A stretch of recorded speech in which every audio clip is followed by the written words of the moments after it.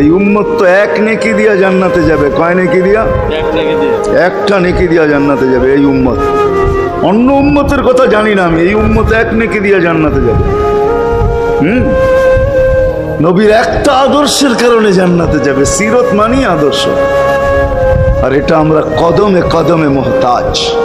কেননা এই ছোট জীবনটা যদি গ্রহণযোগ্যতা পর্যন্ত পৌঁছাইতে হয় আল্লাহর কাছে, চাই নারী হই, চাই যুবক হই, চাই বৃদ্ধ হই, যেই মানুষই হই না কেন, যেখানেরই হই না কেন, যেই বাসারই হই না কেন, যেই বর্ণেরই হই না কেন, যেই পেশারই হই না কেন, যেই সোসাইটিরই হই না কেন, এই জীবনটাকে যদি গ্রহণযোগ্যতা পর্যন্ত পৌঁছাইতে হয় কার কাছে? দুনিয়া আলাদের কাছে না, মালিকের কাছে, যিনি এক ফোঁটা পানির থেকে অস্তিত্ব দিয়েছেন, যার কাছে আবার আমাদেরকে ফিরা যেতে হবে। পালানোর কোনো সুযোগ নাই। এই জন্যই কোরআন আমাদেরকে বোঝায় আইনাল মাফার। আল্লাহ বলতেছে কোথায় ভাগবে তুমি, বলো কোথায় ভাগবে? কবির কথাই সত্য, যদিও নাকি পালাও তুমি আকাশেতে লাগিয়ে সিঁড়ি লাগাও যদি আকাশে চলে যাও, তো আল্লাহ বলে তোমার বাগার কোনো সুযোগ নাই।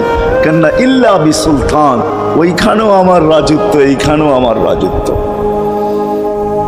ডাইনো আমার রাজত্ব, বামে আগে পিছে উপরে নিচে সর্বত্র আমার রাজত্ব। আমার রাজত্বের বাহিরে যাওয়ার ক্ষমতা তোমাদের নাই। দ্বিতীয় কথা এটো, আইনা আনা মাআকুম আইনা মা কুনতুম, যেখানে যাবে ওইখানে আমি সঙ্গে থাকব, আমাকে দূর করতে পারবে না। যদি করো তাহলে তুমি থাকবে না, তোমার অস্তিত্বই থাকবে না।